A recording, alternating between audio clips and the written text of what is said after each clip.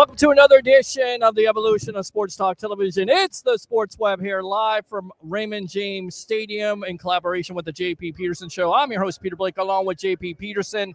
As the Bucs fall to 4-4, they lose to the Atlanta Falcons 31-26. We talked about it on the pregame. Got to step up.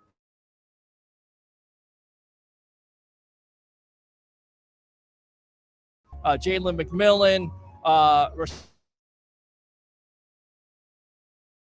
JP, and you would have to agree at this point, it's all about the defense. The defense is not able to make stops at the critical times. On top of it, when you get an opportunity there late in the fourth quarter to jump on a ball or make a play, that was a killer. That's a killer. You got to make those type of plays. When you're going to win like this for the Buccaneers, I didn't know if you were going defense or turnovers. Right. Turnovers are killing this team. Sure. Last week, Baker Mayfield, two interceptions. Two interceptions last week that were on him. These two this week are on him. But I'm going to give a little caveat to that, especially the one that was down the rail to Jalen McMillan, where I believe it was 24. Terrell came over and kind of dove in front of it and got that one. Baker rightly said that he kind of came off his man, which is exactly what Kyle Hamilton did twice last week.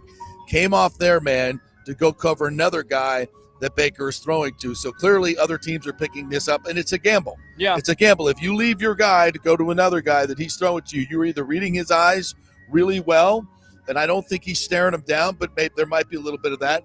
But this is the rap on him now in the league.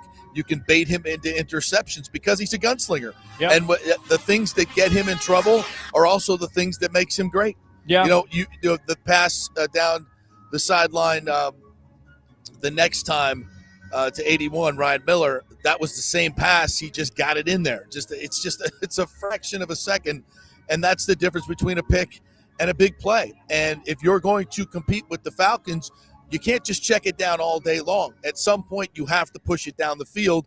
He tried it, worked sometimes, didn't work other times. I mean, there were a handful of plays, and we have tons to talk about. Yes. Fourth down gambles, lack of execution in certain situations, bad calls by the head coach, again, in terms of a fake field goal in that particular moment.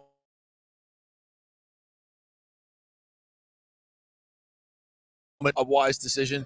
So lots to get to on the show, no question about it. A lot of mistakes, but there was a lot of good play too. I don't want to leave this game saying, this was just a disaster for the Buccaneers, because I did not honestly think that this offense would be as good as it was. I didn't think that with losing Chris. I'll tell you what, Jalen McMillan said, Kate Otten is becoming a force. Jared, all those guys were really, really good. Yeah, all right, let's go out to the phone lines. What's your name, where you come from? You're on the Sports Web in collaboration with the J.P. Peterson Show. Go. And the Charlie Daniels Band. Yes. Gentlemen, how you doing? It's the Bucs Basement. What's up, Bucs Basement? How you doing? Well, it's an appropriate name, don't you think? Right now, it's very appropriate No, for we're where not we're in heading. the basement. We're not in the basement yet. Oh, come on now. Trending, this trending abysmal-ass defense. It's bad. That trash-ass really head bad. coach that can't do anything right. That's bad. Come on now. Yeah. Like, just abysmal defensive. What defensive guru my ass? What what are we doing here, bro? Like, this is embarrassing. How is it possible that you're giving Kirk Cousins his number 1 and number 2 best games of the season 3 weeks apart? What are you doing? And the epitome of where this defense is on 3rd and 22. 3rd and 22. Oh my God! Don't even. Kirk Cousins. Kirk Cousins is bumbling stuff down the middle of Raymond James Stadium. Creamsicle day. I was like a throwback to Bobby Douglas, for God's sakes, at the old sombrero. I mean, just running down just gutting your defense. Kirk freaking Cousins. Are you kidding Also, me? why is this dude so obsessed with KJ Britt? Like, I understand Devin White, he was a former first-round pick, but this dude is a 5th-rounder. He's nothing. Trash his ass and put in somebody else. He's a liability. Kirk Cousins, you know who was happy to see him at the game? Kirk Cousins. That's who was happy to see KJ Britt. Yeah. He fed it. He went right for him every time, and Taubes is so flawless that he can't ever get his head out of his ass to be like, hey, this is not about personal relationships. This is about winning. He can't do that. Well, I had Just try to keep it clean. It's family show. Yeah, and it's Oh, like sorry, it's sorry, all right. sorry. It's all right. I know you got the passion there. I like That's what the we say passion. on the I like show, the but passion. you can't blame this on Devin White. And Yeah. looking at you, talking to Ira Kaufman, the sage of Tampa Bay, you can't blame it on White. The defense has regressed. You have all this talent 100%. supposedly. You got Antoine Winfield Jr., who nearly made a play today but hasn't played well. Jordan Whitehead hasn't played well. Yeah, we thought Cansey coming back with Vita Vea and Antoine Winfield Jr. coming back was going to help this defense. It's quite frankly, it's made it worse the last 3 weeks. Also, can we talk about that fake punt thing? So why are you going for it? Why are you doing a fake punt on your side of the field, but you didn't want to do it in the second quarter when you were on their side of the field? And it was 4th and 3. Like, That's what are ridiculous. we doing? There's no consistency. It made no sense. There's no None. consistency to any of it. He has and here's the zero other thing. time clock awareness. He's Zero. I agree. And here's the thing. Oh my God. If you have an offense that you have some, confidence in, and I thought they were playing pretty well. Yeah. The offense played better than the defense did today. Agree. Cohen is working with chicken bleep. He turned chicken salad. He turned chicken bleep into chicken salad. I'm gonna help Meanwhile, you. Bowles is you doing go. what? And I'll tell you this. Can I just say this about, and you're not going to want to hear this, but Raheem Morris, former Buccaneers coach, 10-6, came second into year. Tampa Bay Yes. today and said, I got a pair. That's it. We're going for it on 4th down every time. We're coming after you. He did not. I mean, he came in and just laid it on the table. Bucs Basement, thanks a lot for the call. Appreciate he said, you. "We are Let's going go out. down, fire it." They answered the bell. Yep.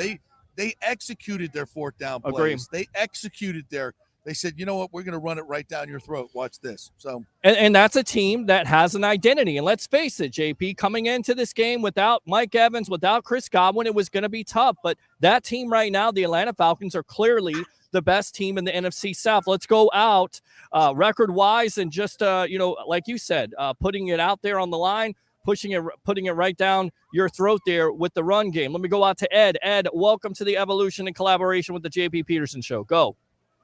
Very disappointing game.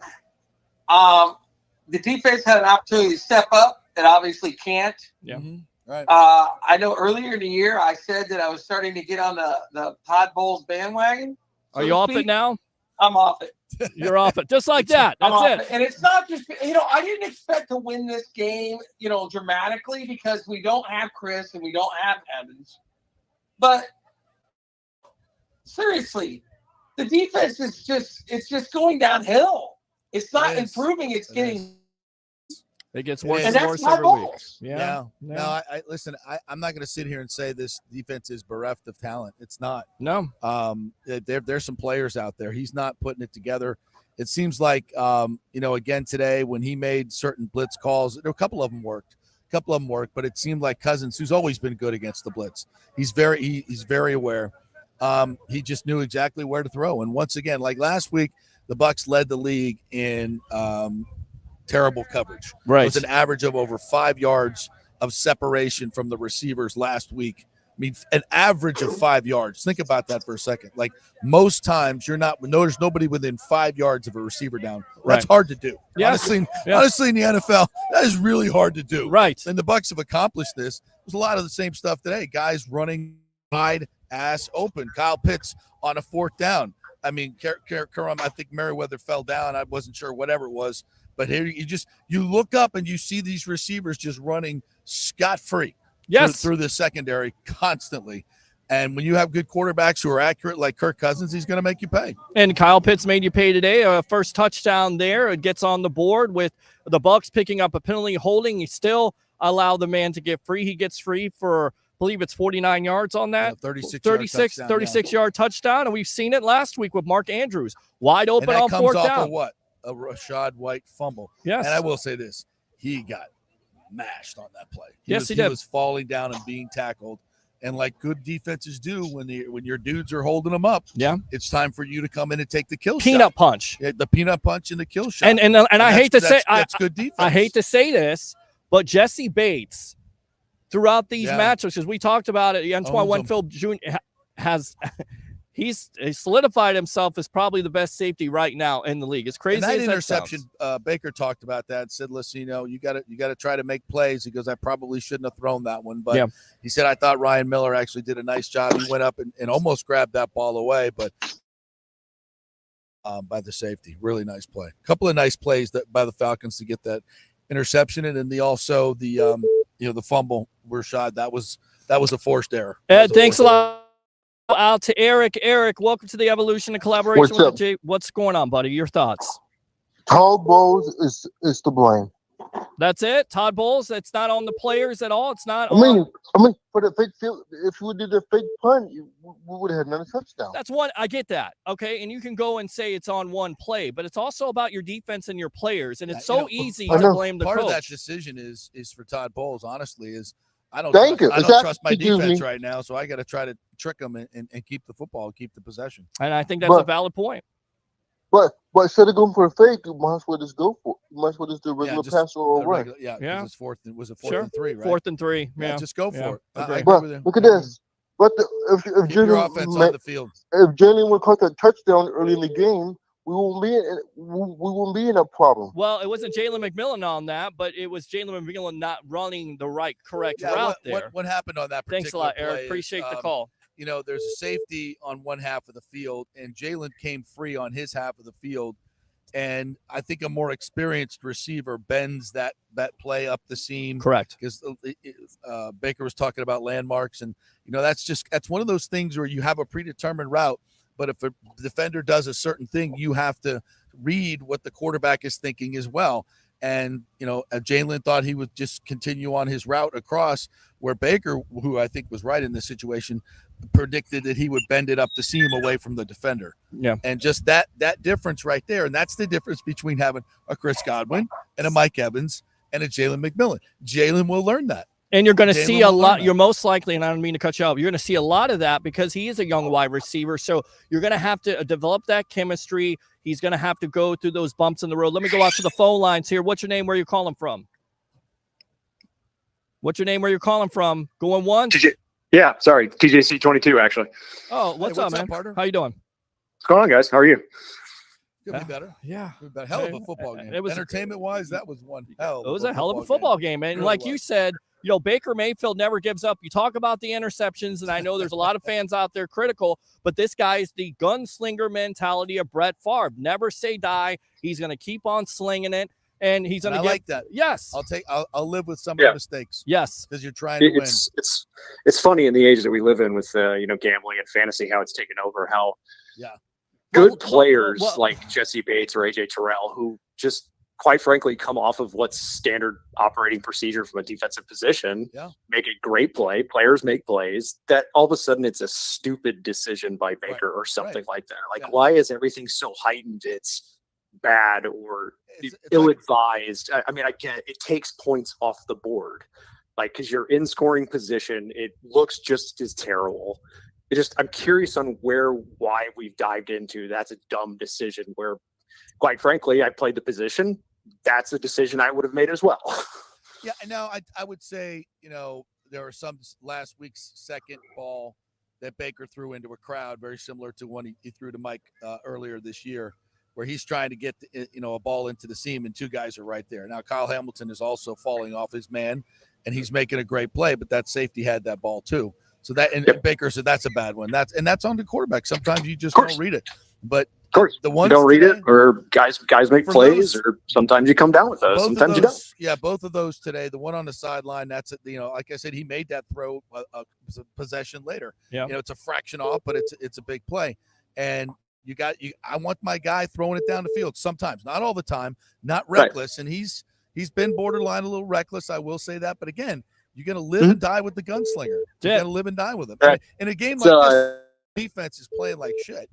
You got to you're scoring 30 points a game and you're 4-4. You got to score points to keep up with these other teams. If Baker's defense was a little better, trust me, he wouldn't be making those throws. Yeah. Trust me, but he knows that he's got to score 30 points to win. He knows that. And he's scoring 30 points a game, and you're 4-4. Yeah. That's it. You're 4-4 right now. Pointing the finger at the quarterback. No, I don't. I think that's the least of their worries at this point. Again, defensively, you've got to be better. They've regressed from last year. They're not making plays. You're not around the ball. You're not creating turnovers. You're not creating sack pressure. That's what you have to do, and you cannot allow Kirk Cousins on a 2nd and freaking 22 to get 21 yards. You can't do it. He's the man on one leg. TJC, what do you see at this defense right now? What are the issues?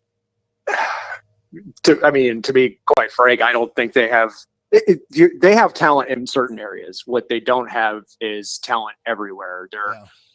They're lacking in linebacker, especially from a coverage position. So you can see teams are taking advantage of it, specifically over the middle. They're motioning guys into play to where KJ Parade gets lined up on somebody. You got young corners who are in there trying to learn on the fly, who communication on switch release routes it's got to be imperative. Okay, you first inside, second outside, and they get screwed.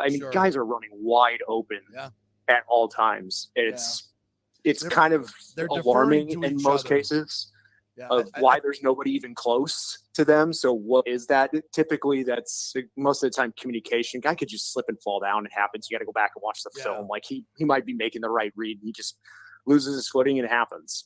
Yeah, that's going to happen. Yeah, it's no pressure. I see a lot of defensive backs. Thanks a lot for the call, man. Appreciate it. Confidently. They're not playing confidently where they know, there's just too much thinking going on. Right. The routes are coming out, the route combinations are coming at them, and they're like, because you got, both, all the guys have to see the same stuff. They got to read the same stuff. Yeah. And they're all landmarks. So it's like, taking a test on the fly. Okay, he goes out. That's my guy. He goes in. Inside guy goes out. Blah, blah, blah. You switch. Got to switch.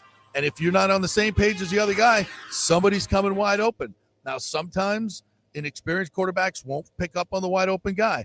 But guys like Kirk Cousins, they're not going to miss. They're not going to miss. Let's go out to the phone lines. Frankie from Wisconsin, you're on the Evolution in collaboration with the JP Peterson Show. Ooh, I've never been to Ray J, but at least my voice and name is being said in Ray J, right? Well, there you go. There you go. See, there's a positive. They were just partying in the background, 70s style, reunited, and it feels so good. They were playing. What an entertaining game for yes. These fans. I ain't been down to I ain't seen a Buccaneers game since the old sombrero, and those seats still I think I still got burns on my legs from the seats. Oh yeah. Listen, it was a lot like one of those atmospheres. This was a highly lubricated crowd.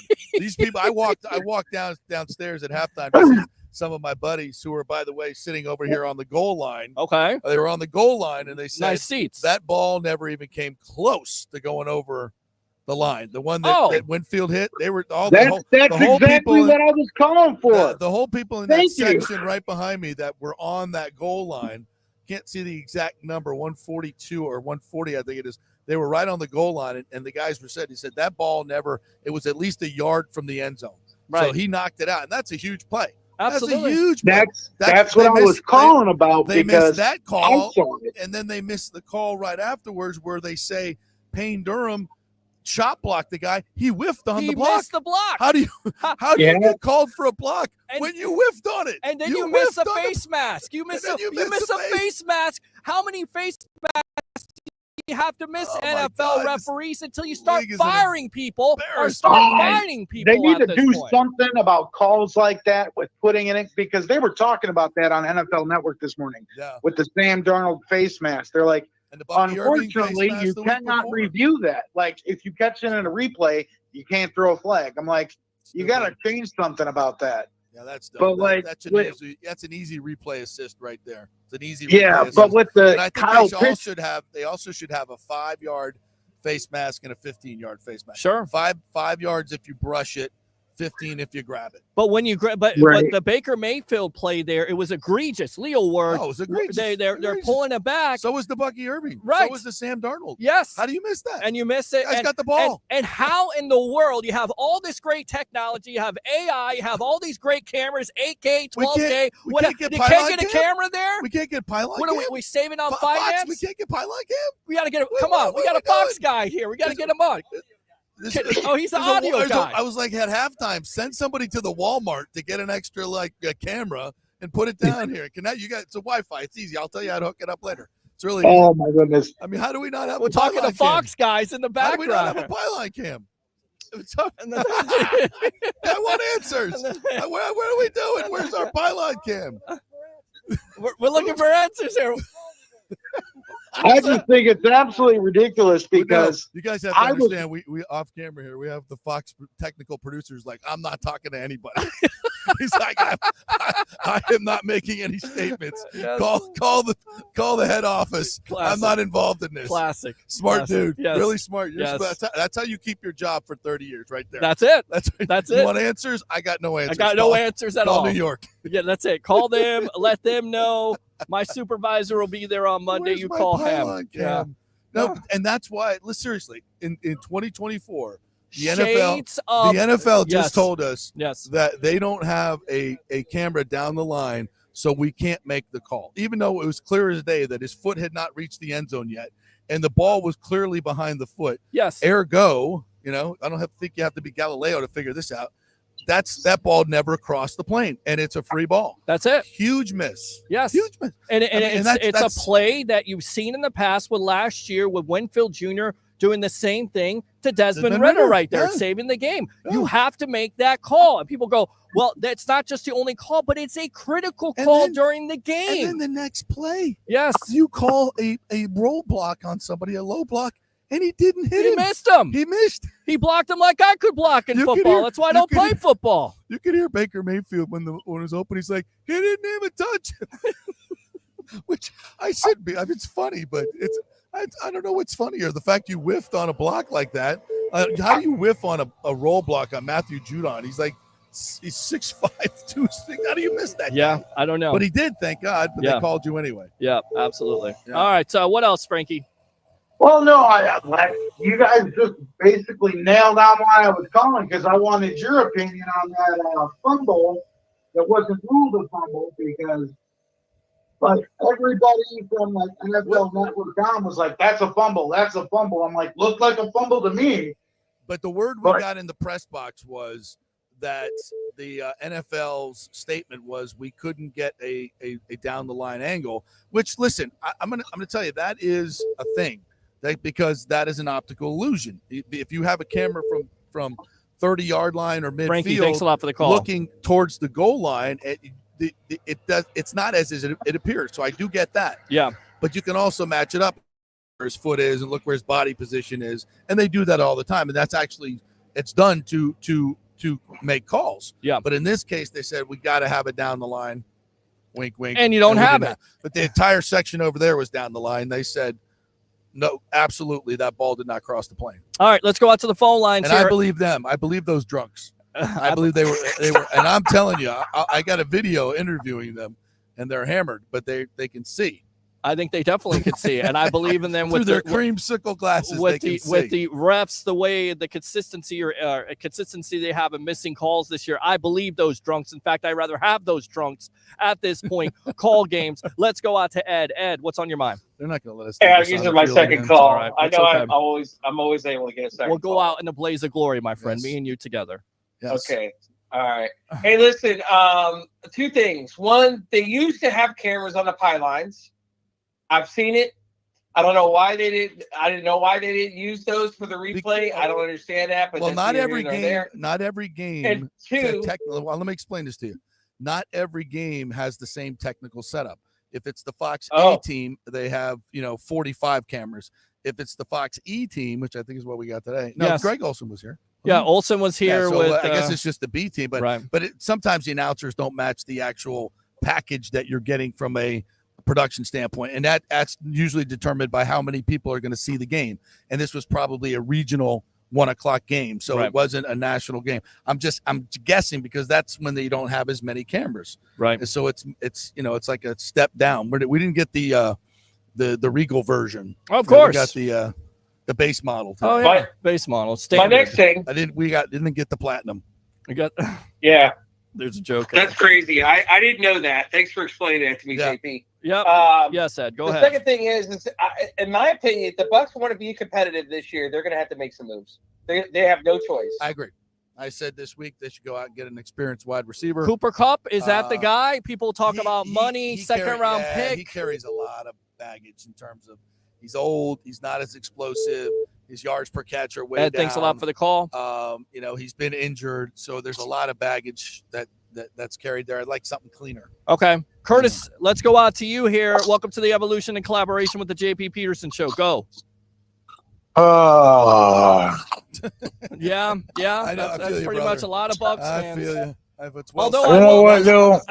I will make you feel better though with that. You know what? That grown, the ribs were good today. So the barbecue ribs were really good today. Listen, normally I would be pissed off, but that team fought hard. Yeah, it did. Yes, They did. They play hard. Is the stand up a little bit, but they may not be capable. Yeah. Baker needs to clean up some of them interceptions. Yep, absolutely. I know they're not always his fault. No, you're absolutely right. All these things need to happen if they're going to win. I will say that damn K-Dot, man. Has he showed up? That's doing his best Gronk impression there. What, man? It's like, gee, I'm like, who? Where did this guy come from? Yeah, he's grown into one hell of a tight end. I would put him maybe in the top 7 or 8. You know, he probably started the season in the mid-20s. Right. Yeah. I put him in as a top 10 tight end right now. He's having hell, and his physicality after the catch. I heretofore I have not seen that kind of Mark Bavaro. I'm running you over to get the first down, hurdling you down the middle of the field. That was a new K-Dot, and I hadn't seen that one. Yeah. This 3-headed monster in his running back room. It's oh man. You got some fresh backs come third and fourth quarter. You got some fresh backs. And that matter. That will matter as the season goes on. Look, I know at 4-4 right now, there's a lot of Buck fans that are like, yeah, our defense sucks. Our offense, Baker's throwing too many picks. The head coach is terrible. I get that. Yeah. But this team's also an eyelash away from being 6-2. Agree. They're eyelash away, and you look around this league, and you can say that about a lot of teams. And there's a lot of teams. Kansas City shouldn't be undefeated right now. Oh my God, no! They should at least have 2 losses. But the New York office promised Taylor Swift that if she stuck around for 2 years, that they would gift 2 Super Bowl championships to the Kansas City Chiefs. We all know that, of course. That's scripted by the NFL. Everybody knows that, so sure they're going to get the calls. But regardless of that, when we go there next week. And we're all looking, when it's a 20-20 on game a prime time game in the fourth quarter. We're all just sitting back in the Bucs, get me another beer. I'm getting ready to get here's the screw call coming up for the other team. So you know what it is. Halfway through the fourth quarter, Kansas City always gets that pass interference at the end of the game. Yep, it's like here it comes. Bend over. Yep. So listen. For me, hard fought game. Yes, they fought their ass off to the very end. I mean, nobody except for maybe Bucs fans expected for us to even be in that game. Yeah. Nobody. Yeah, and I'm going to say this too: the Bucs as an organization, they throw one hell of a party. This creamsicle game that they do, and all the markings and the look around here, look at the graphics on the scoreboard, and the old uniforms for the cheerleaders, and saluting the 79 team. Gene Deckerhoff came out here. Awesome. All that guy. I mean, that. Listen, I don't even look good in creamsicle, but it makes me want to wear it. Right. Yeah. Listen. You can't play well in it. That's obvious. They're now 1-7 in creamsicle games. I mean, not to mention the losingest record in the history of any uniform in professional sports. Yes. But beyond that, it's a gorgeous uniform. It is, absolutely. Beyond that, you can't win in it. You got no shot whatsoever. Who was that one win against in creamsicle? Oh, that was against Green Bay Packers and Aaron Rodgers. And was it? I believe in 2009. Yeah. Raheem's first year. When they were every time we play Atlanta in creamsicle, they kick our ass. Yeah, every single time. 1-7, and we've lost our last 6 in the creamsicle. Yeah, which is why I continue to tell you, Tom Brady refused to ever wear it. You think so? Absolutely, he did. He knows the curse. He knows the power of the creamsicle. Maybe we just need to get Tom Brady to come out here. It's like one of those things in life. It's so alluring and it's so beautiful, but in the end, it's going to take you down. Sounds like my relationship. It's so wonderful. Well, listen, and you gaze into the creamsicle, and you're just like, oh, it's so beautiful. But then you lose every game. Right. It's a curse. You're paying half. It is a curse. It looks good, feels good. Everybody's having fun. and then in the end, you get creamsicle. Anybody got Todd? Anybody that says anything bad about Todd Bowles is crazy. He's still got this team fighting. These guys are still out here competing every Sunday. Yes, they are. They haven't given up on him. They haven't given up on the team. None of that. So all that Todd Bowles, get out of here with that crap, man. I don't want to hear that. Listen, he gets credit for that, but we also have to second guess a lot of his decisions. Agree. A lot. And yeah, but you have to do that with every coach. I know, but he's maybe more with him than others. And that fake punt. I mean, do you like that? No, that was a terrible call. I understand it. That was a terrible call. Plus the defense. Listen, the defense is on him. Yes, this defense is completely unhinged right now. Yeah. Well, you know what? They can't stop a nosebleed. They're Curtis. Dude, I told everybody when we traded Carlton Davis, it's a terrible decision. Oh God, Carlton Davis is. Zion McCollum, come on, is outplayed him. Zion is a huge upgrade. Curtis, we appreciate you. I know, but we're going to disagree on that one. I appreciate you, brother. Let me go ahead, open phone line. Curtis, if you want to call back, you can, 727-255-0391. It's 727-255-0391. I know you got to get out of here. You got to go to Orlando. I'll read some comments, maybe take some more phone calls at this point. But just give me some other stuff that you saw today from this game. Again, it's not all bad. The result, of course, is not what you want. No. But you had to know coming into this game it was going to be difficult. We knew that the challenges were going to be difficult. I'm going to take the 50,000-foot view right now. Okay. This game was lost last week. It was lost last week when Mike Evans caught a touchdown right here, came limping off the field, and you sent him back on the field to run go routes. He should not have gone into the game. I'm not saying he would have been able to play this week. Probably not. I don't know. Yeah. But certainly a better chance than sending him out there. And for me, first guess, as you know, because you're on the show, I said I wouldn't play him against the Ravens. You did? Mike is, we need him for the Falcons game and moving forward. Yeah. Rest him. Okay? So that's first guessing. The Godwin injury, I don't care what you say, is complete coaching malpractice. They had no chance to win that game from the 6-minute mark, from the 3-minute mark, and when you got it back. I shouldn't say no chance. You had a 1% chance. If you want to gamble your team's future, it's not a good gamble. It's like Troy Aikman's on the broadcast saying, as Baker gets twisted into a pretzel, the play before Godwin went down, like, I wouldn't have my quarterback in there right now. No, you shouldn't have had your quarterback, Tristan Wirfs, Chris Godwin, the people that you have to have. Right. No offense to the other players, but that is coaching malpractice. If Chris Godwin plays today, do you think the Bucs win? Hell yes, they do. Yes, you win. If he and Evans both play, do they win today? Hell yes, they do. Yeah. I think they're a better team than the Falcons. The Falcons made the plays today. Tip of the cap. Really, they really did. Raheem Morris rolled the dice, and he came up every single time. Yeah. He was on a roll, and they played aggressively. I think the Bucs are a better team, but they've now been swept by the Atlanta Falcons, and they sit here at 4-4, but with a very manageable schedule in this second half. Now, you might be able to steal one from the Chiefs or 49ers. Doesn't matter, but that's okay. Get your team healthy and get your defense playing better. Find something that's going to work for you. Go out and trade for a receiver and maybe a linebacker. They're to be had. Or I'm corner. not saying you mortgage the future. That's not what I'm saying. You can make smart deals right now and go find veteran linebackers whose teams are out of it, and you can maybe get them for a fourth, and maybe they'll be able to stick around because I got news for you. Bucs need linebackers, and they need another experienced receiver, and they're going to need one next year because Chris is either going to be coming off an injury or you're going to need another receiver. So you could go get somebody that you could pay beyond this.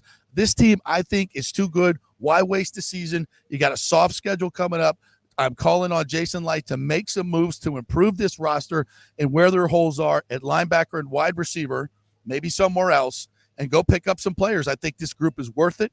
You got to measure how much you're going to give away in terms of draft talent, but you've got a young team right now. You've got a lot of drafted players that are playing for you right now. You can afford to give away a couple of draft picks, and I think this is the time to do it, especially if you can get players that will stick longer than just 1 year and aren't just rentals. Listen, he's the best GM in the game, in my opinion. I agree. So let's lean on him to go improve this team now. I think that's the philosophy they should have. All right, let's go out to the phone lines. Roger Shu, the tribal troll there. I'll go ahead and acknowledge you. Acknowledge me. That's right, baby. ahead. Acknowledge me. Yes. Good show, guys. Thanks, man. Appreciate it. All right. So I'm thinking, as much as I hate to admit it, Atlanta Falcons, NFC South champions. I mean, I was going listen. to drop the mic on my roll that last time. So after you said that, you made me mad. I'm going to drop the mic. You want me to hang up on him? Because I can hang up on. Okay. Cool. Okay. He's probably right. He might be. Well, listen. If Kirk Cousins can stay healthy, they can only stop themselves. And I know you've got to go here. So, with that being said, we'll go ahead. Yes, tomorrow, 10 to 12 noon. I'll go ahead and take over right now. You're exactly right. Right now, the Falcons are in the driver's seat at this point, and we'll see if they can stay healthy. Of course, to me, what I go back to is when you have 2nd and 22, you have to find a way to stop Kirk Cousins from scrambling for 21 yards, and your defense is not able to do that in a critical moment. Exactly. It is an inexcusable play, but this defense has done that all year long. They have that. I think the Saints game, he makes some plays there, for the first game versus the Washington Commanders, but overall the communication difficulties there, the blown coverage. I'm going to say it. I think it's Todd Bowles. It can't be just always Todd Bowles. I get it. Fans are saying Todd Bowles, and it's on Todd Bowles with the defense. But it also has to be accountability with the players. The players have to step up. They have to make tackles. They have to get sacks. They have to get pressure. It's not always on coaching. It has to be on the players. And there are veteran guys that have won Super Bowls on this team that have to step up, period. How does Bowles let that happen as a defensive coach? He should know what to call and how to get it done. I don't know. It's frustrating to watch. I don't know. You don't have the adjustments there. You see soft zone. You see the things constantly happening with, again, blown coverages. We continue to see blown coverages. Yeah. We saw that in this game today. It hurt them. Absolutely. It killed them. You can't give up big plays. I know it's a cliche, but you can't do it if you want to be a top defense in the National Football League. And they did just for the record, my Bears are losing 6-0, 7 minutes and 40 in the second quarter. I hope so. I hope they lose just for you. That's exactly I love you, right. Love you too, brother. What else? Anything else? That's about it, man. It shouldn't have went this way, but it is what it is, man. It is what it is. We got next week. Yep, got next week. You got the Kansas City Chiefs on a primetime game where the Bucs have struggled. Jesus. 8-10 on Monday night in primetime game. So you got to step up, or you're looking down the barrel of 4-5. Is it a Monday night game? It's a Monday night football game. Yes, sir. Oh, Jesus Christ. Sir. Yep. All right. Yeah, that's not good. Yeah, it's not good, but it is the National Football League, so you never know. Absolutely. All right. Appreciate the call, right, my brother. friend. Yep. Let me give you the great show. I'll keep watching. Appreciate you. Open phone line 727-255-0391. It's 727-255-0391. Your Tampa Bay Buccaneers fall to 4-4 as they lose to the Atlanta Falcons 31-26. Want to go out to these comments. I'm sorry I have to bend down, but I have to read this. So eventually I'm going to have to work on getting another table here to read some of these comments, but we'll do it this way. Hey, guys, first, this loss is on Coach Bowles.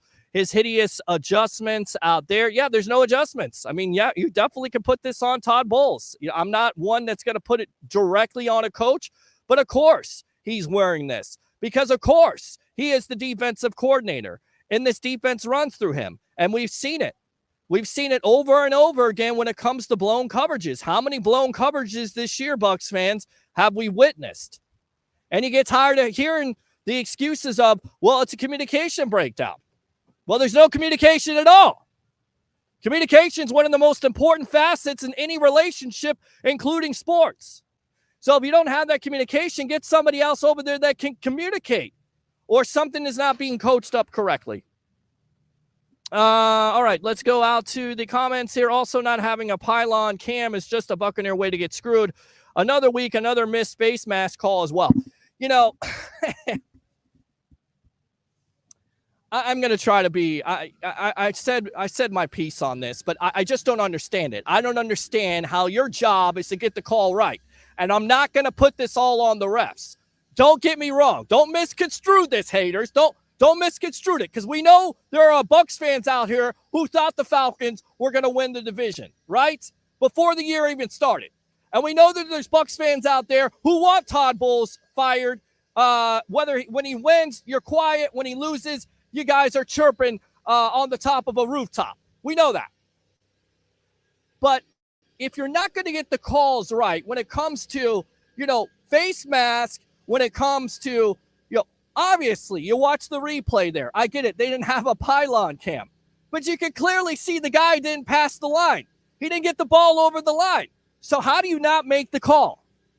How does a call like that become so egregious, like a face mask, which cost this team against the Falcons? I don't care what you have to say. They would have been offsetting penalties in the first matchup, and they got it wrong.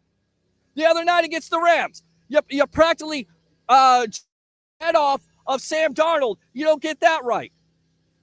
How does that work? How does that happen, NFL?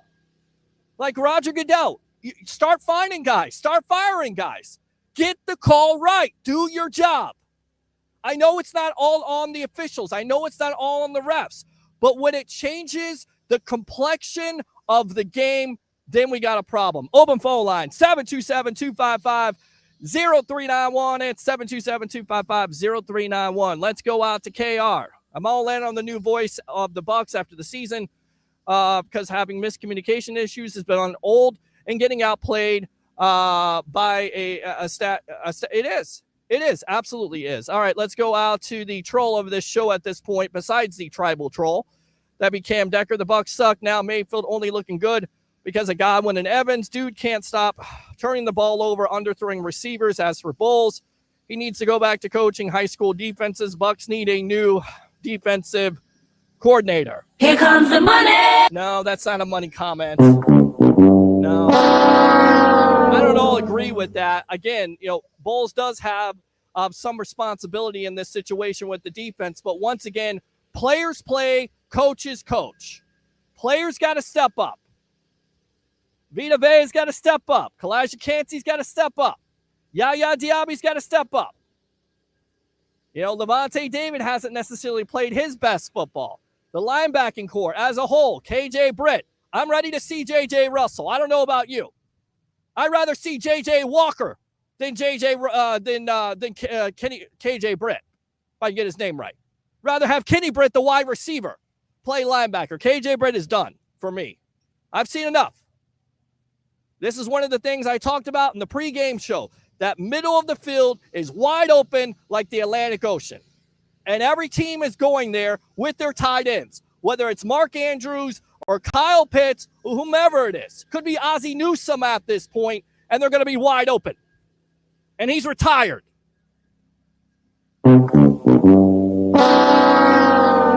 right, Cam, Mayfield for 2 interceptions. Yes, we get that. You're not the biggest Baker Mayfield fan. It's all Godwin's fault for not showing up today. Exactly. Carissa, the Tampa Bay Buccaneers need Cooper Kupp. We'll see. We'll see, Carissa, if they make that trade. That's definitely been talked about this week. Does Jason Light pull the trigger? Do you trade a second-round pick? Do you pay the salary? Do you get the Rams to pay it? Remember, he has a big-time contract. He's 31 years old. Do you take that chance? Is the window still open for this team, or do you go with what you got? Again, I thought Jalen McMillan played well today. I thought Cade Otton played well today. I don't think this was all on the offense. But you definitely need another veteran wide receiver. You're going to get Mike Evans back. It's going to be a couple weeks. So you're going to basically have to tread water at this point. So it's a good point. I think it depends on how much you're going to cost, how much it's going to cost you, and what you're going to have to give up. We'll see what happens. All right. Carissa says Todd Bowles needs to be fired. Okay. Well, I know there's Bucs fans out there that feel like that. Falcons win the NFC South. Right now, they're in the driver's seat. These games on Evans and Godwin for not showing up today. They were hurt. You're an idiot. Peter, we got to get you a better camera other than Potato. I don't know what you're talking about. This is a 4K camera. I like to put this camera over there by the pylon because maybe then you can get the call right at the end of the day. Nothing against Fox Sports, but man, come on, NFL. Let's work on that. Let's get a pylon camera so we can get that call right. Antoine Winfield Jr. deserved better on that. Did he not? Was that not shades of Desmond Ridder last year? And by the way, if you're a player, cross the line before you start to celebrate. Score before you start to celebrate. We saw that with Rachaad White. He was lucky today. He got over the end zone there, but he put the ball out there. Stop celebrating. Get in the end zone. Act like you've been to the end zone before. Enough of that nonsense. All right, let's go out to Michael here. 2 interceptions, no good. A robbed fumble, also defense. Did not look good at all anymore. Bowles needs to make some changes or his butt is on the line. Agree with you on that. Oh, yeah. Let's go out to Mike here. It would have been, if we would have buried the Falcons during the last drive, we would have won. Yeah, well, if you're not giving up those big plays early on in the game, you would have won. If you don't allow Kirk freaking Cousins, you like that, on 2nd and 22 to go for 21. A quarterback that is on one leg. Inexcusable. Somebody's got to come up and stick him. You can't allow that guy to get 21 yards on 2nd and 22 to where it sets up 3rd and 1, and then they go for 4th down anyway. You know why? Because the Bucs couldn't stop him. They couldn't stop a one-legged Kirk Cousins. They couldn't stop him on 4th down. The Falcons and Raheem Morris came down here, and they said, here you go. Here it is. Stop it. You can't. 1st down, Falcons. All right, so let's go out to Bobby Rain. Season's over. Not ready to say that yet, but it's not good. The Bucs are not in a good situation. Let's just face it. Maybe it's AOL dial-up making the footage blurry. You know what it is, Cam? It's the Wi-Fi. That's what it is. Could that be what it is? Could it be the Wi-Fi? I'm sorry. I'm sorry. Do you see anybody else doing a live sports talk streaming show on the field right now? Take a look around. What do you see? You see lawnmower. You see a guy walking. What else do you see around here? Okay. And when some of you guys can do this and not complain about the Wi-Fi, you let me know. Open phone line, 727-255-0391. It's 727-255-0391. Defense just didn't look too good today. Agree, Marie. Absolutely. Oh, yeah. Cam, Trask needs his moment now. No, that's not the answer. Tim, game was blown on a bad call. That was definitely a call's fumble against Pitts in the end zone. Winfield got robbed. Agree. Cam, again, I'm not reading political comments. Sorry. Bye-bye. Fire toilet bowls. It was a disaster. I know, Rick, you're not the biggest fan of Todd Bowles. What's going on with Vea? Looks terrible. Windage quickly now. Good takeaway through look better than the first game with the Falcons without Evans or Godwin. Joe says nope. Mike says Bulls stay home. Cam. God. Enough, man. Enough. Michael, agree with the caller. Britt sucks. Lonnie, the curse of the creamsicle. Brian. Yeah, let's not see that abortion again. Okay, we need Cooper Kupp. We'll see. We'll see, Carissa, if they make the trade. They got an opportunity. We have KC coming up. Yeah, that's a big matchup. It doesn't get any easier from here, Bucs fans. You got KC on Monday Night Football, where once again, this Tampa Bay Buccaneer team has struggled mightily when it comes to primetime games, 8 and 10. So there you go. All right, so I understand his injury, but he doesn't seem to have it anymore. No pressure. If they have better pass rush, that would help. Also, too many blown assignments. 2 touchdowns off of blown assignments right there. Good comment. Let's go out to Christopher Cole. The season's on the verge of being over. Michael says we're not getting Cooper. That talk needs to stop. Cam, if you thought this game was bad, wait until the Bucs get roasted in KC. Fire Bowls. Okay, Ty, thank you. Cam, I have the Bucs winning maybe 3 more games the rest of the season, losing out on 6, of course. Is it time to trade for a wide receiver? If they think they have a shot to make the playoffs at 4-4, it may be. It may be that time. Is that window open? Is Jason Light ready to make that call? We shall see. Let's go out to the phone lines. What's your name? Where you're calling from? You're on the Evolution. Hey, Jeremy. How we holding up, brother? What's going on, buddy? Well, give me some thoughts here on this game after the Bucs fall to the Falcons. Well, it's what it is. I mean, it was a close game. It came down to the very last second.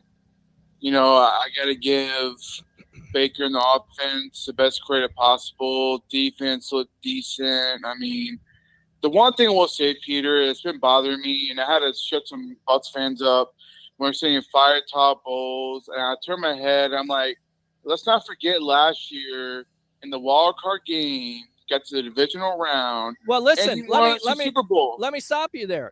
Let's not forget last year, Bucs fans, when the Bucs were 4-7. Right, and they make a run. Now, can they do that this year? It's a different year, right? Every year, it's a different year. Yes. National Football League, Kirk Cousins and the Atlanta Falcons 2 games up. Can they do it? I don't know, but you never know what can happen, but you're exactly right.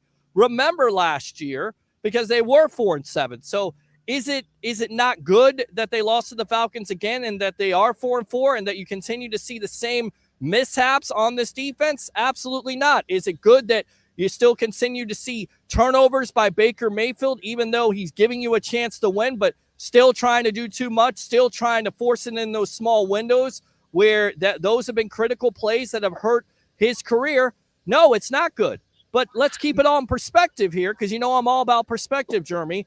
4-4, they have it in front of them, but it gets tougher with Kansas City and San Francisco coming in the next home game.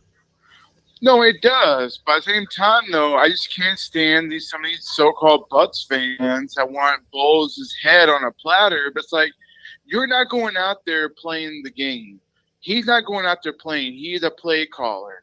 It is what it is. The Falcons took advantage of our injuries at the right side of the corner position, with Dean being out.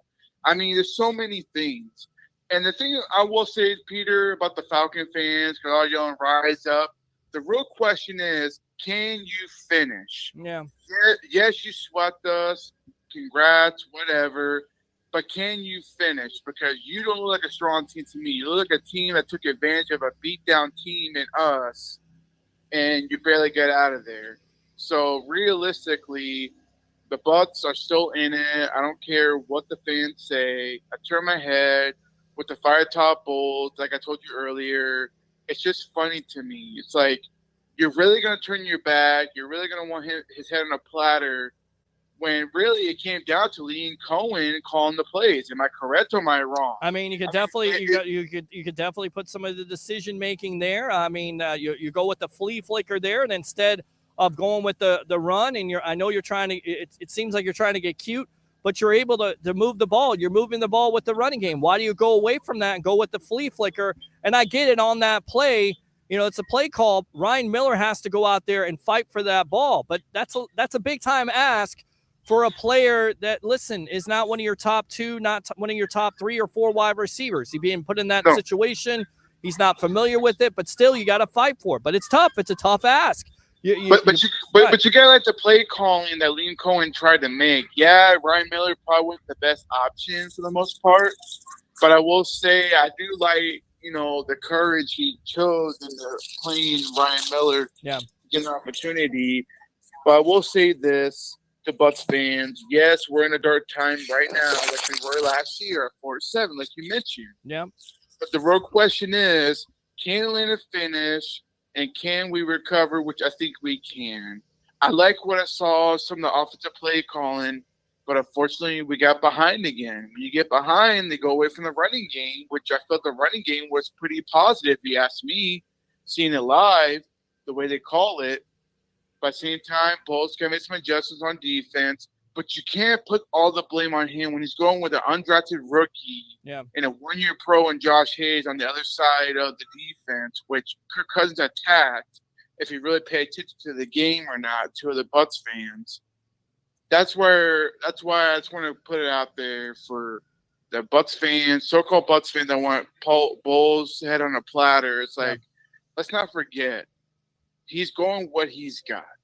Well, he's going with what you. Yeah, it's a tough situation. We talked about it in the pregame show. You don't have Evans, you don't have Godwin, you don't have Jamel Dean that well in the first place, but he's still a starter on this team, and he's still been productive. So yeah, you're exactly right. You're down players, and you're trying to make it work, and it hasn't worked. And to the credit of Todd Bowles and this team, did they give up today? No, they didn't give up today. Even being down, 17 point, being down at that point, 31 to 17, they're not giving up. They're still firing. They're still trying to make things happen. Koo misses a field goal. The Bucs get an opportunity. Seen Baker Mayfield, and the receiver, I believe, caught it out of bounds. I think it was either Shepard or it was Jarrett. I think it was Jarrett.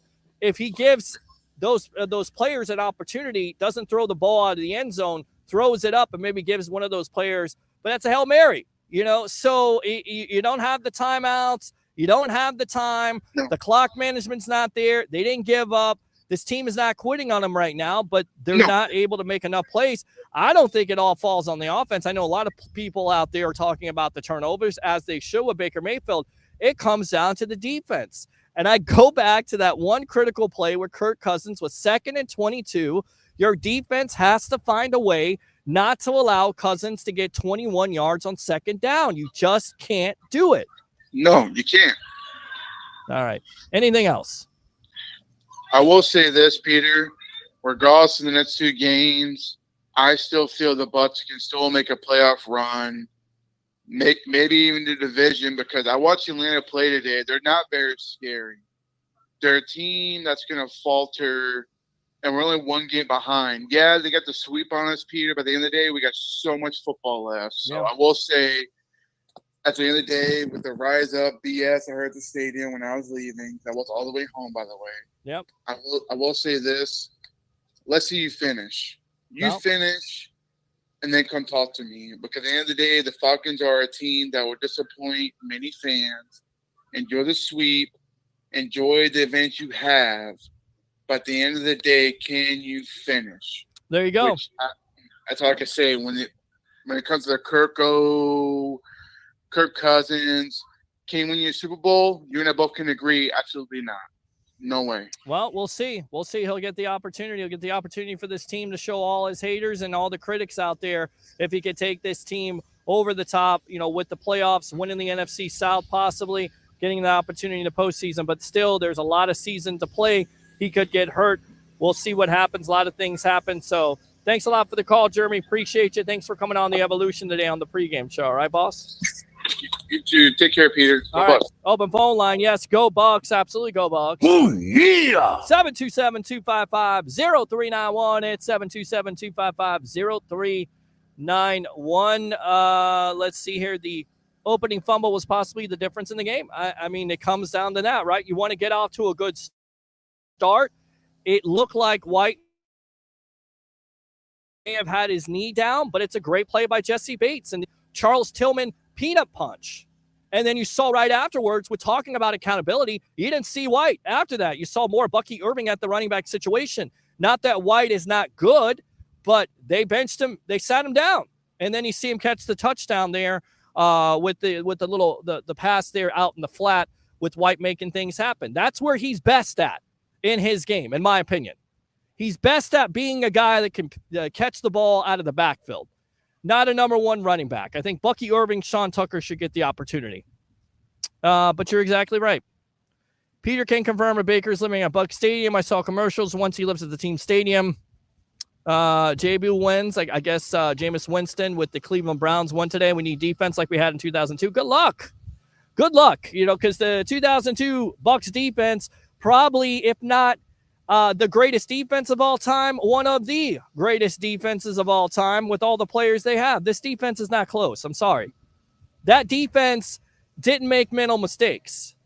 That defense didn't give up the yards in the passing game. They didn't give up big plays. They got after the quarterback. They got sacks. They got turnovers. This defense isn't close. It would be nice to come back, but yeah.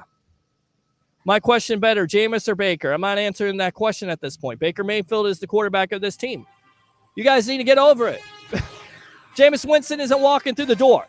Let's go out to the phone lines. What's your name? Where are you calling from? You're on the Evolution. Hello. This is Taylor Smith from Days City, Florida. What's going on, Taylor? How you doing, man? What did you think about the game today? It was awful. It was more, in my opinion, Todd Bowles' mishaps and just guys just completely out of position. The defense can't stop a nosebleed. The pass rush can't get there with 4.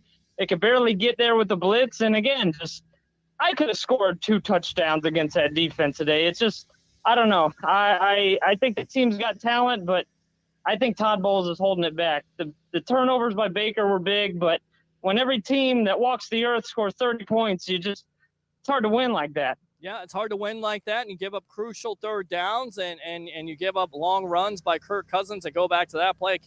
I can't believe what I was witnessing when you see the big plays early on in the game. You see guys wide open. Kyle Pitts, even the Bucs, they pick up a penalty on it and still allow the guy to score a touchdown. So yeah, it's happened too many times before, And I know and this is a Todd Bowles defense, and the staple wants to be, not give up big plays, tackle, run to the ball like most defenses, and get after the quarterback. And they've been able to do none of that. In fact, they've been consistently bad with doing that this year, with doing everything we're talking about. They haven't been able to get turnovers. They haven't been able to get sacks. They have or giving up big-time plays, still having communication flaws there. It's disappointing. And you get tired of it. And when do you start making changes? When do you start changing it up and going from a KJ Britt to a JJ Russell? I was joking before, I'd rather see JJ Walker at this point, a 70s throwback, instead of seeing KJ Britt, because I've seen everything I could see. Once again, Britt missing a tackle. How many times have we seen that this year with him missing tackles and the guy getting more yards on the sideline there? It can't happen. If you want to be a top-notch defense, you got to make tackles, you got to make plays, and this defense right now is not doing it. Nope. And to me, it's very feast or famine. It's either it gets home with the blitz and they're able to put teams in long situations and make plays, or the blitz doesn't get there and you getting big plays down the field. But you're right. It's big plays, it's short plays, it's conversion plays. Like right now, they're not stopping anything. And it's even to a point where you could say, yeah, maybe it's on the players, but when you see 7 weeks of it, and you even got guys like Antoine Winfield who are out of position on, I think, one of the touchdown plays, or one of the Kyle Pitts ones where, he was shading the 3 wide receiver set on one side or trying to rob over there, and Kyle Pitts got open. And it's at some point you got to say, all right, you got some good players who have proven they could play defense in this league. Levante David and Vita Vea and Antoine Winfield and even Whitehead. I know he struggled, but at what point do we go, these are players that have proven they could play, and they're not in the right position? To me, that's something's going on with coaching where you got really good players that are out of position constantly, and something's got to change. Yeah, that's coaching. And maybe you make some changes in the lineup. Maybe you change your linebacker. But the problem is you're also banged up in that secondary. And I get it. A lot of people don't like Jamel Dean, but that's your starting corner. So that's big. You're playing young kids like Funderburk, and you're playing Etienne out of position there, and you're playing – you lost Tyke Smith. That's a big-time chess piece who was coming on and making plays, much like Antoine Winfield Jr. did last year, where he's causing turnovers and he's causing disruption and he's getting pass breakups. And now you don't have that in your lineup. So you're juggling all this. You're trying to get guys to be on the same page. And let's face it, the Bucs didn't depend. They didn't think that some of these players were going to be starting in the first place. So that's where you're at this point. It's tough. We're going to have to see. We're going to see where this team goes, because you got Kansas City, you got San Francisco, and then the second half of the year, you get Carolina twice. You have the Giants. You have some winnable games, possibly Dallas there. You have definitely some winnable games, so maybe it favors them. But right now, you're 4-4, and you deserve to be 4-4 because you haven't done enough defensively to stop anybody. Anything else? Yep. And I know I've seen some Bucs fans online talking about, the Baker interceptions, and they don't hurt. And had he not thrown the one interception on the flea flicker, maybe that's a scoring drive. Or then the one, I think they were a little closer in the end zone, or on the other side to McMillan. And again, that's on Baker, and he's pressing a little bit. He doesn't have his guys out there, and he feels pressure. I think he knows that this defense is not stopping anybody, and he's maybe trying to fit some throws in there and hope for the best, and it's not working out. And Baker's got to clean that up. But to me, it's just too many times, like, guys are wide open, and that I'm not going to fault Baker. You're down 2 of your best wide receivers in the NFL, and we put up 26 points. That should be good enough to give you a chance at home. And then, and I even think, and this is kind of a moot point, but had we had Mike Evans, at the end of that game, maybe that Hail Mary goes to him and he comes down with it, I don't know. There's just so many things that are frustrating, because I feel like this team could be a lot better than it is, but I feel like it's coaching. Coaching right now, I think, is the biggest issue, and it's holding this team back from being able to take some of these games that they should otherwise be able to pull out. It's a good point, but again, I think it also comes down to players playing, and guys have to step up. It's a next man up mentality. We could talk about else come home, but this is the National Football League, and no team is going to go easy on you because you're missing your 2 top receivers or you're missing your starting corner. or you're missing guys in that back end like a Tyke Smith. Anything else here on the evolution, my friend? I would just say, as bad as it looks and as frustrating, because I really thought even without Evans and Godwin, we had a really good chance, because I believe in Cohen. I think Cohen is doing a phenomenal job in scheming up the offense and getting guys open, putting guys in position to make plays. It's very refreshing. So I'm hoping that continues. I don't know. I hope this team, it might be a rough next couple weeks. But who knows? I'm hoping maybe after the bye they get Evans back and maybe they can make a little run, because I want to see this team win. But I'm not seeing enough from the head coach making the necessary adjustments to give me confidence that they can really take that next level. And I'm hoping they can do it, and then we'll see. Good stuff there. Is it Tyler or Taylor? Taylor or Tyler? Taylor, yes, sir. Taylor, thanks a lot for the call. Don't be a stranger here on the evolution, my friend, all right? I won't. Yeah, keep doing your work, Peter. Hey, man, Have we'll a do good it. one. We'll do it, absolutely. Open phone line, 727-255-0391 and 727-255-0391 as your Tampa Bay Buccaneers fall to the Atlanta Falcons 31-26 here live on the Evolution of Sports Talk Television. It's the Sports Web. I'm your host, Peter Blake, from Raymond James Stadium. Watching today's game is disappointing. It's disappointing. It really was. And there's plenty of plays that we have talked about, whether it's the Antoine Winfield Jr. missed call, the face mask call there, just egregious. But also, you can't give up those big plays in the first half, and the Bucs did that. You got to be able to stop teams on third down. And, some of the questionable clock decisions, clock management, not great. It's one of the things that a lot of fans don't like about Todd Bowles. It crept up today. Why are you going for a fake punt when you're in your end instead of in the other end? Why not do it in the first half? Does that make any sense? Maybe because you don't necessarily believe in your defense because your defense is not able to get off the field today. I don't know. It's those kind of calls where fans go, there you go. That's the reason why Todd Bowles should be fired. I'm not putting it all on Todd Bowles, but there's definitely some blame to go around. Open phone line, 727-255-0391. It's 727-255-0391. So we'll continue to read these comments, and then we will get out of here for the weekend. Thanks a lot for being patient with me in the middle of a move, going from Holiday to Tampa. So it has been a stressful week, a stressful weekend. But I promise, continue to be patient with me. I'll give you a pregame show live here at the home games for What the Buck tailgate. Come out there, be a part of the evolution. Again, in collaboration with the JP Peterson Show. And, of course, we'll give you a post-game edition live on the field with your phone calls. And I can't control the Wi-Fi. Like, sometimes the Wi-Fi is hokey. So if it does not look that great today, I do apologize for that. We're trying our best here. But you have to understand when you're doing a live streaming show on the field that sometimes everything doesn't necessarily work out. But we're working on it. We appreciate, once again, the patience out there.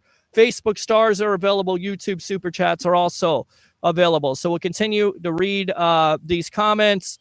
Really, dude, really, Cam says, I stand by my original comment above. Joe Biden would call better defensive plays than Todd Bowles. And I think you're completely idiotic with that. This guy sucks. Mike says, really, dude, really? Mike, Baker is keeping us in the game. Defense is becoming Achilles heel. It's been the Achilles heel. It's been the Achilles heel. It's like the lingering hamstring that Mike Evans has. That's what this defense is like right now. It's a lingering hamstring that continues to get worse and worse. I don't know what the call is. I don't know if there's a bye week that needs to be. I don't know. You got the bye week in a couple weeks. Maybe this is what the team needs. I have no idea what the answer is. You're not getting enough consistent pass rush. You're not creating turnovers. You're not making plays. You're giving up big plays. There's a combination of so many things that you can talk about with this defense doing right now. Cam, you want an example? Oh, God, enough with the politics, bro. Seriously, enough with the politics. Let's see here. Let's go out to Michael. They wouldn't even show the fumble and the highlights for the touchdown. Why would they? Because you could clearly see, I could clearly see the drunks over there, and 140 could clearly see that he didn't score a touchdown, yet the refs couldn't see it. So maybe a trip to LensCrafters would be advisable. Just saying. Open phone line, 727-255-0391 0391 at 727-255-0391. Wayman says fire Bulls. Cam Irving is better than White. For FYI, why did the Bucs not spend money on veteran players? They do spend money on veteran players. They spend money on their own veteran players. That's not to say they won't make some trades. I don't know what Jason Light has cooking. They may make a trade here in the next couple of weeks if they feel like they're still in it. Or they may go with what they have, which is what the Bucs usually do. TJC22, it's weird how one time you need a pylon cam and there isn't one. How about that, huh? Dave says, can we please run Bucky as a running back one? I am in agreement with this. I'm completely in agreement with it. I think White is a better catching back. He's a better catching back out of the backfield. He can do that. He can get you yak. He can make moves in space. As far as a number one running back, I think Bucky's your guy. I thought that at the beginning of the season, but I was going to give it a chance. And now I'm convinced that Bucky should be your number one running back going forward. Just my opinion. We need to protest to get Bulls fired. No victory Monday for Pete. Michael says his arm was behind him. It was a fumble. It was. Christopher Cole, they don't want to lose their cash cow and the refs. Carlos says, I wouldn't mind Todd Monken being our head coach. He was the head coach at USM when I went to school there. Really good. Our quarterback was Nick Mullins. Yeah. Todd Monken has been here as an offensive coordinator, but now he's the offensive coordinator of the Baltimore Ravens. I think he's pretty happy with that job at this point. I'm not ready to give up on Todd Bowles at this point. I'm not. Let's look for a new head coach. There's no way we didn't put pressure on Kirk. He's only on one leg. Bowles, you're out of there. I pray it's before the season is over. He can't do both. Let him go back to defensive coordinator. He can't handle head coach. Go Bucs. Been a Bucs for life fan since 1976. Oh, yeah. I'll give you this because you've been a long time fan right there. Let's go out to Cam. Can we please hire Bill Belichick? The Bucs need a little sleeveless hoodie on the sideline. And Sass, fire Bulls. When there's a hockey league refereeing your game, odds are you're going to be missed call or two. That's a good comment. Oh, yeah. Carlos says, I think you're saying woo. Is that what that is? Or whoa? Okay. Let's see. Cam, Peter just admitted the Bucs hired Todd Bowles. No, I'm not going there with you on this at this point. Was there a flag thrown with the Godwin hit last week? No, there was not. But, of course, the NFL fined Roquan Smith with the new hip tackle penalty. Godwin and Evans don't even want to play. Okay. You know what, Cam? I'm not going to read your comments anymore, Joe. Seriously. JP, thank you for the swift comment. Awesome stars just for the comment. Absolutely. Thank you, Michael, for your stars as always. Oh, yeah. The fake punt was the let's lose on purpose moment in the game because the NFL is rigged. Michael, Bucs defense is trash. Okay, let's go out to Michael here. We need to give a lot of credit to Cade Otton for showing up, though. Biggest reason for the close game. Yeah, Cade Otton had a game today. He performed well. Let's look at his numbers overall because he made some great catches, had some yak, showed something to me today. There's a reason why Jason Light drafted him in the 4th round, and you could see that today. Well, finishing leading receiver there, 9 catches for 81 yards and 2 touchdowns. Had the 2 touchdowns there, early touchdown, and then later on he had a touchdown there, and I believe it was in the later 3rd quarter or in the 4th quarter to get the Bucs back in the game. He for the Tampa Bay Buccaneers. Absolutely. So good comment as always, Mike. Oh, yeah. These young wide receivers have to step up, period. They do. If the defense actually showed up, it would be nice. It's hard for the players to step up when the guy who's supposed to have their backs keeps shooting them in the foot. I guess that's a fair point at this juncture. These announcers claim good call. You had to be twisting the mask or forcing the head. Never heard that before, Richard. Yeah, I never heard that. I didn't get a chance to see the broadcast, but if the broadcasters are saying that's a good call, if you put your hand on the face mask and you jerk it, it is a 15-yard penalty, period. What is so hard about getting the call right? I mean, some of you people are going to act like I'm crazy about this, but it has been happening over and over and over again in NFL games. And I want to know why. Get the call right. They're pulling on the face mask. They're touching the face mask. It's a penalty. Period.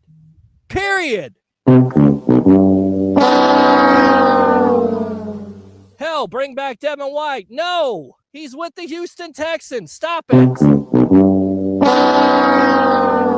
This defense definitely needs to play better, specifically the secondary. The safeties and corners are not on the same page. We're getting no pass rush. I mean, what helps your back end? Pass rush. It's all predicated up front. What do we know about Bucs defense? Bucs defense, 1-on-1, get pressure, takes the pressure off your back end. If you don't get pressure, you allow a guy to sit back there for 3 to 5 seconds or more, have a lunch, say, how do you do? Run out of the pocket for 21 yards on one leg, you deserve what you get.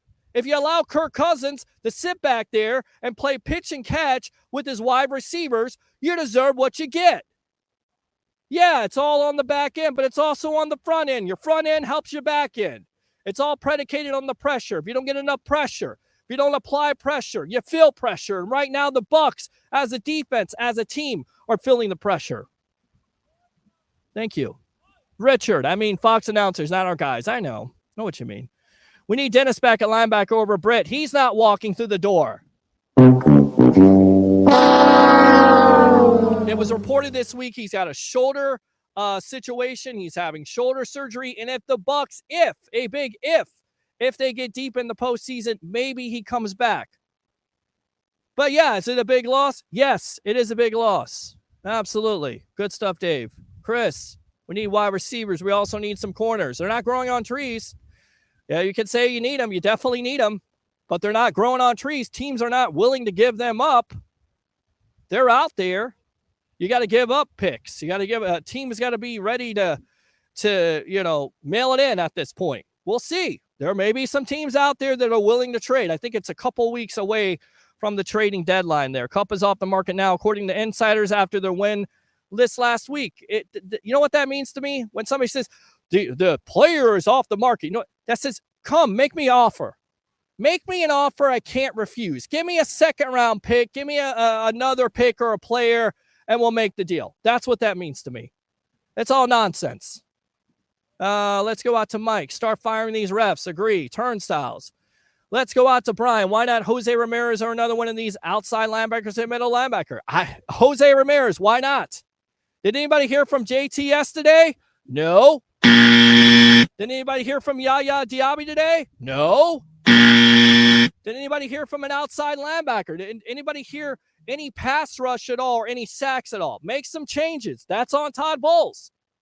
Make some changes. Maybe it's time for Jose Ramirez to get some starts for this team. Anything has to be better than what you're throwing out there, Brian. Agree with you on that. Ooh, yeah. Let's go out to Gary. That's happening too many times. 2-22. Phil, see the coaching or players don't understand what he's teaching.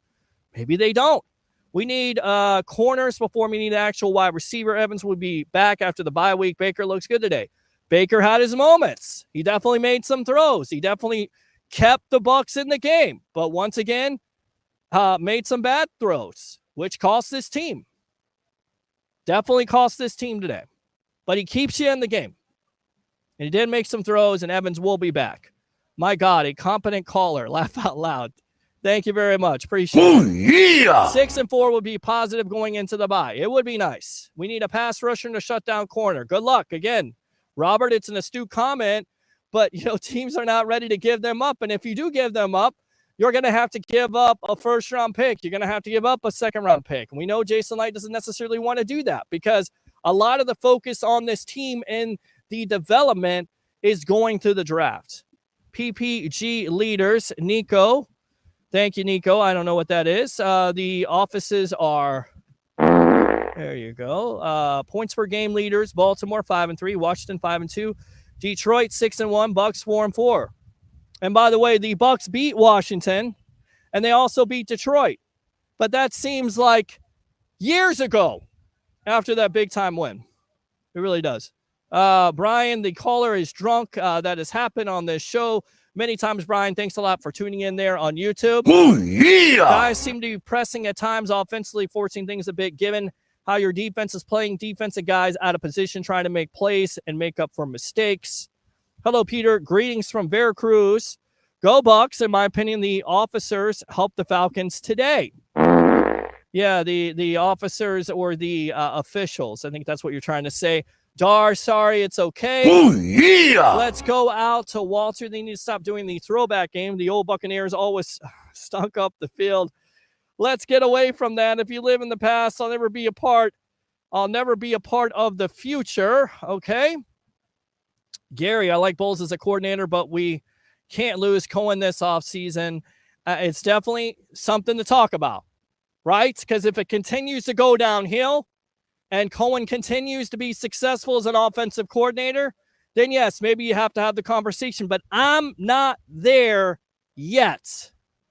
That's the eternal optimist to me. I was the eternal optimist last year when they were 4-7 and went on their run. So Bucs fans, keep the faith, keep on watching. We'll see if something can change here. But from right now, Gary, it's definitely going to be in the conversation if this continues. Sandra Nagel, my mother, thank you, by the way.